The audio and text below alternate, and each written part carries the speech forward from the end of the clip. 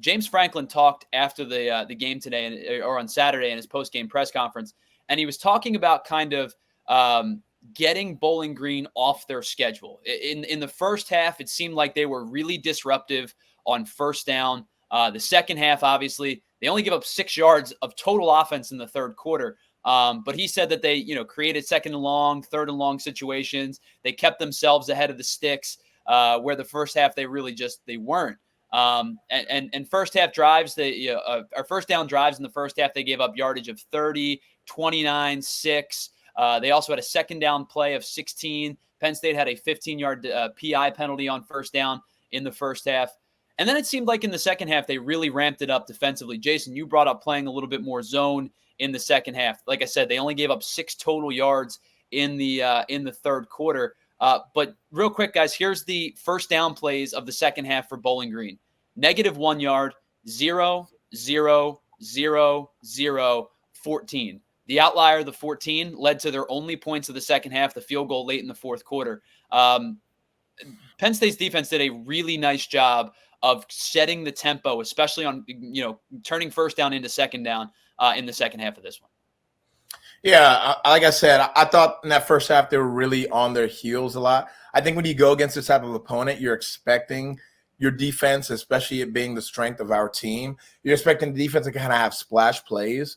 And those splash plays didn't really come. Like you said, they were getting ahead of the sticks, first down, second down, creating third and shorts, creating more easy situations to overcome as an offense. I thought that in the first half, we also had some penalties that hurt us some, a couple of offsides. We had a DPI, like you mentioned, things of that nature. And those type of things can really be drive killers as well. So I just thought it took a while to get our heels dug in. Although I will say I did have a couple of players that I thought played really well, and that was Zane Durant and Tony Rojas. I thought Tony played really his best game that I've seen him play in the blue and white. He was super instinctive. He was all over the field. He was giving energy, making plays, had a turnover with that pick. So I thought that was really good. And I can see Tony really growing as a linebacker. And I'm really thinking that he's going to continue that growth moving forward. And then in the second half, we made adjustments, like you said, that third quarter. And at the end of the day, the best part about it, even though it wasn't the prettiest performance, is in the time during the game where we really needed stops, we got stops. And at the end of the day, that's what you need. When those gotta have it moments happen and you end up getting it, you end up doing what you're supposed to do, that's how you win football games. So as much as we want to cry and scream that, Bowling Green shouldn't be able to this, shouldn't be able to that, at the times in the game where we needed to do what we were supposed to do, we did them. And that's why we came out of the dub at the end of the day, is that the defense that they were supposed to do. So that was at the very least really good to see. It's always that bend but don't break. Yeah, we bent a little bit, but as Jason mentioned, we never broke.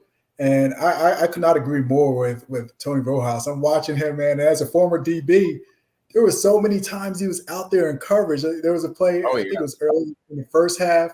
They ran a halfback option, a halfback, threw the ball down the field, and Tony Rojas. Yeah, the double pass. Yep. Yeah, that was a dime. Yes, it was on the dime. It was on the money. And I go back to, momentum killers. Bowling Green was moving the ball again in the second half, and then Rojas comes up with that interception, and I think changed the complexion of the game right there. And as we spoke about earlier, the defensive line started to get a little bit more pressure. You saw Abdul make a couple plays, knock down a couple passes. But the big thing is, as Jason mentioned, we made plays when we needed them. And I was looking at a couple stats that I was not even aware of, but they said it's been almost 3 years since Penn State defense has allowed an opening drive touchdown. Yeah. I don't know if that was a missed stat, but I was like, that's unbelievable. And last year, Penn State's defense didn't allow more than 24 points to anyone, except for the bowl game where we had a bunch of guys opt out. But Bowling Green scored 24 in the first half, and we had nobody score over 24 last year. And for the defense to make those adjustments, to come back out, not get rattled, kudos to Tom Allen and the entire team, because that game could have really went left in the second half. Because if you look at the beginning of the second half, Penn State went 3 and out. And if Bowling Green gets the ball, comes back and scores, then I think we have a different game. So defense really held it together. and held things down when we needed them most. Yeah, and I think that was the best part of the maturity of this team that I saw, was just the fact that I felt like we were really playing complementary football from a standpoint of like, in football, man, if the defense isn't playing well, the offense has got to, or the special teams has got to come up and make a few big plays that's going to make it easier for the defense. And at least when the defense wasn't making the stops we felt like they were going to make, the offense came out and was not missing a beat. They were coming up, driving the ball all the way down the field, scoring, driving the ball all the way down the field, scoring, field goal here. So there wasn't ever that point during the game where the defense wasn't playing well and then the offense was getting the ball and they were just stalling out. We were like, uh-oh, like this could turn into Bowling Green might start dominating us. You know, it was always back and forth. It was never as if we were just taking punches and just couldn't do anything. So I think that just talks to the maturity of the team and to the offense, because when you have a strength of your team that's not playing well, that can be very demoralizing.